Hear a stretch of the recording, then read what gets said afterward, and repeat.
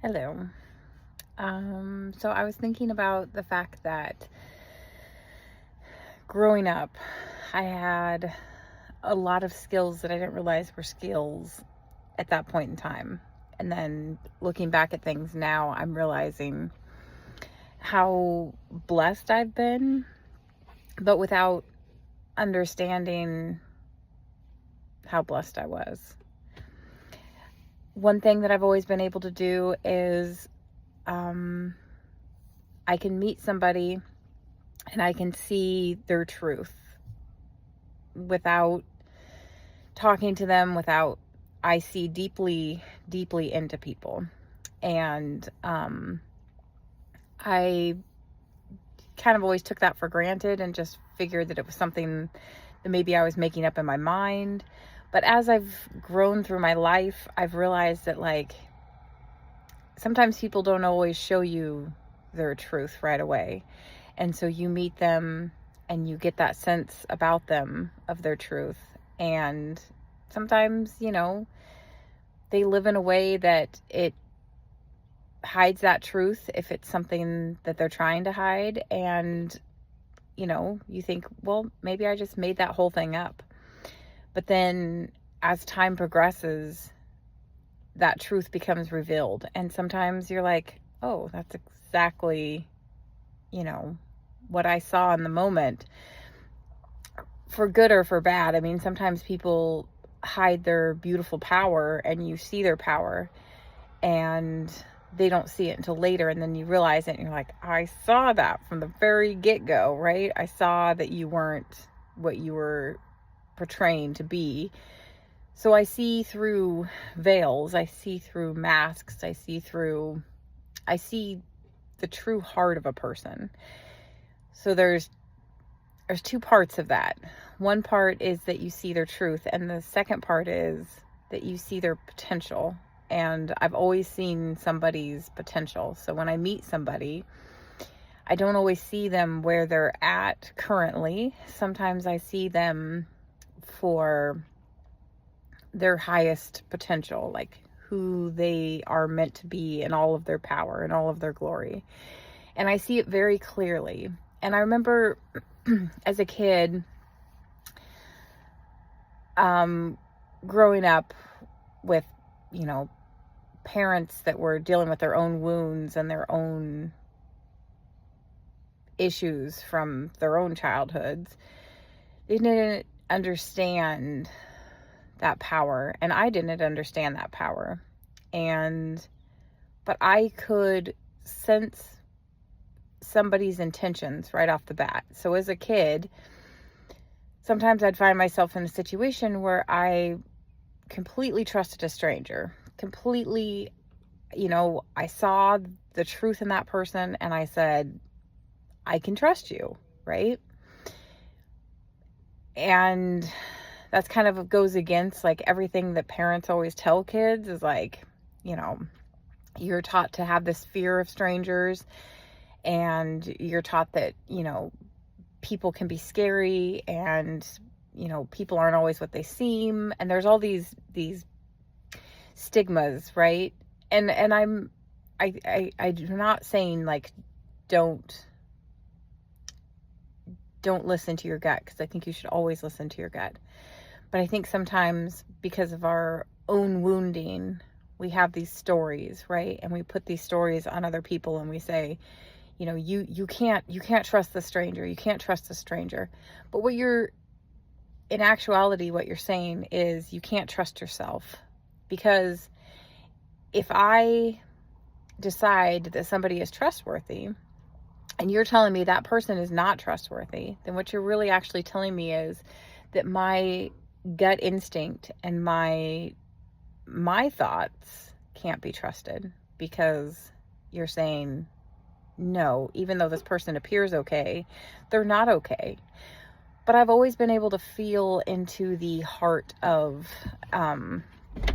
energy. And I've always been able to say, like, what's at the very core of energy. Energy is something that has been very easy for me throughout my life. But at the same time, it's difficult because of the fact that like I said, there's all these moments in time where you think that you can trust something and then you doubt yourself, or you go against your initial thoughts, and then you're like, dang it, I should have listened to myself.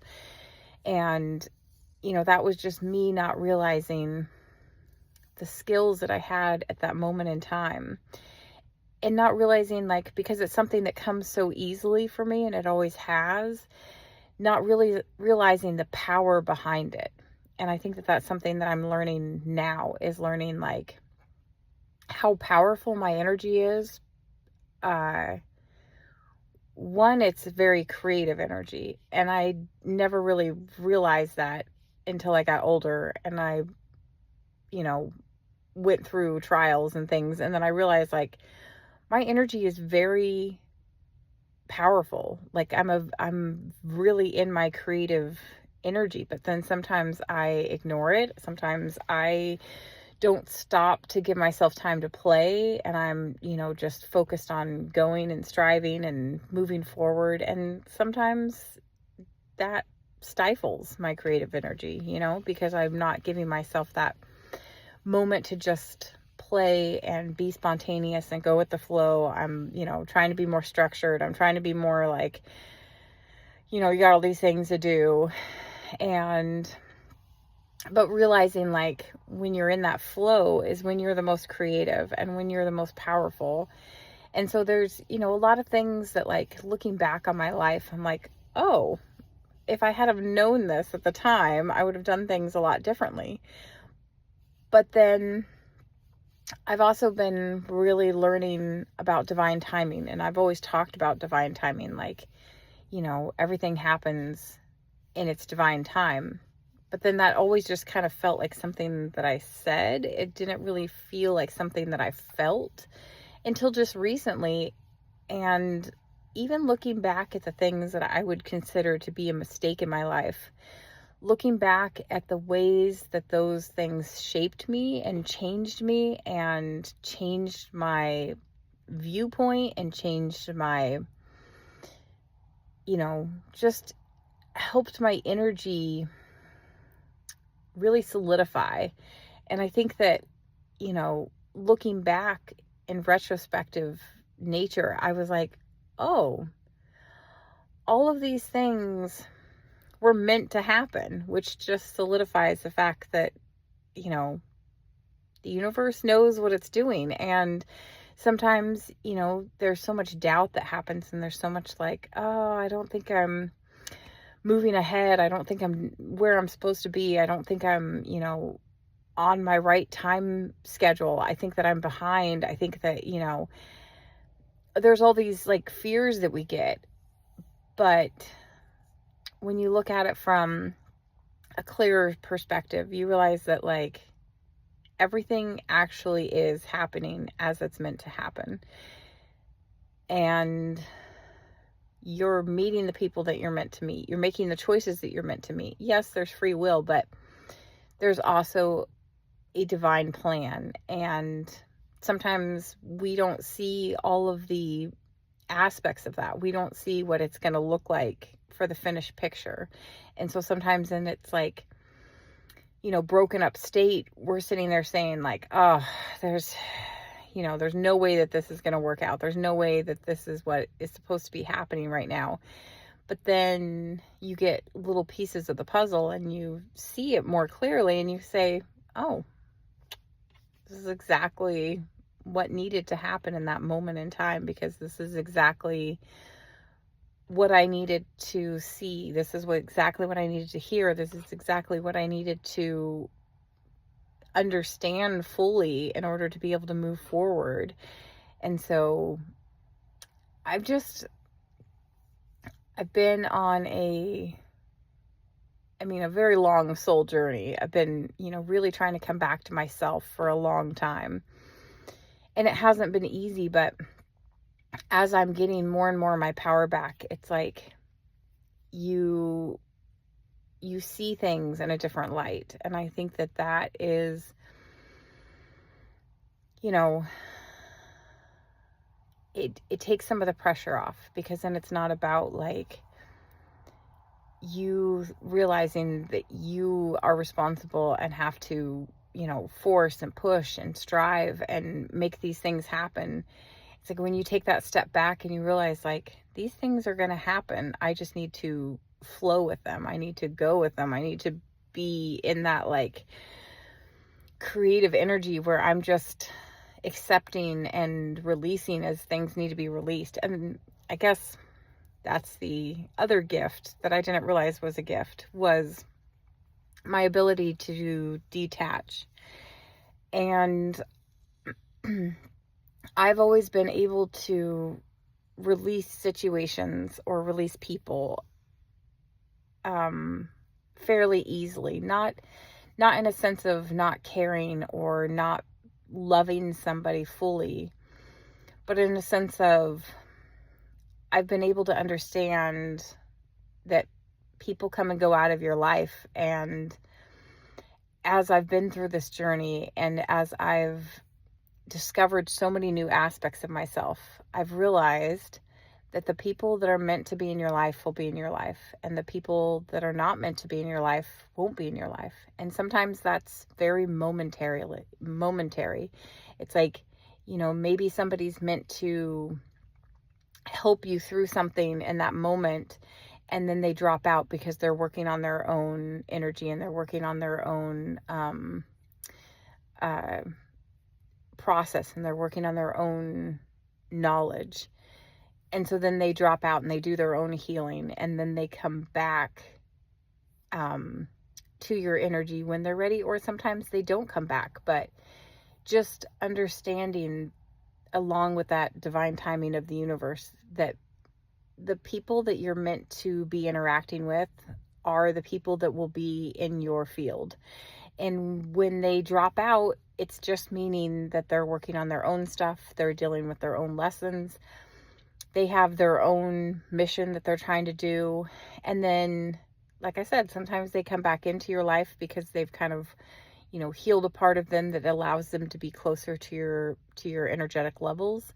And sometimes they don't. And that ability to say, like, accepting what comes and not trying to control what comes, or not saying like, oh, I can't let this person go, because we don't know how long we're letting that person go for, and trying to keep them in a situation where they're not energetically resonating isn't fair to either party.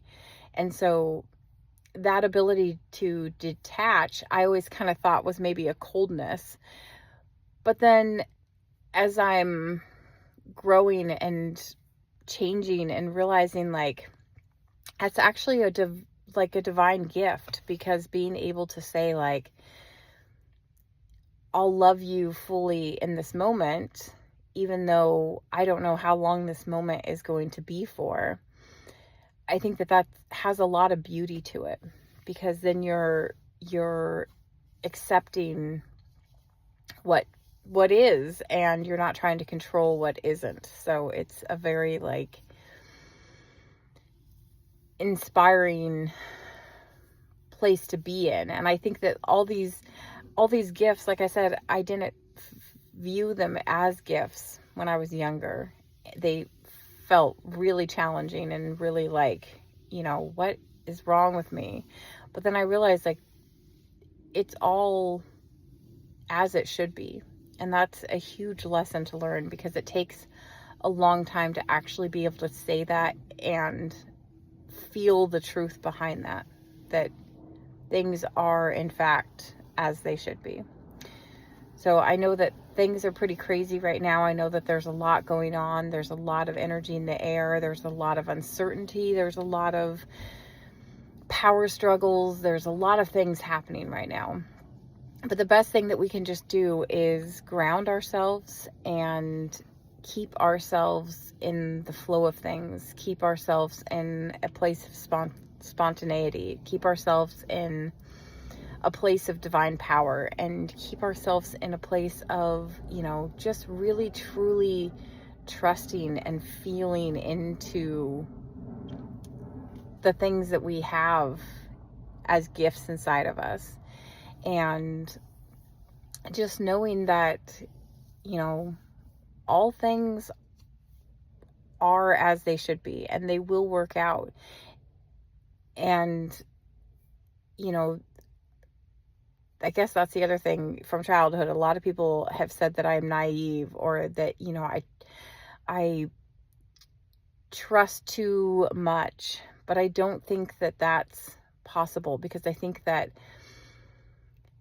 having that optimistic mentality, it's what keeps us going, right? It's what keeps us like realizing that there's darkness, not being afraid of that darkness and not trying to run from that darkness, but accepting, yes, there's darkness, but there's also light. And then choosing, where do you want to spend the majority of your time?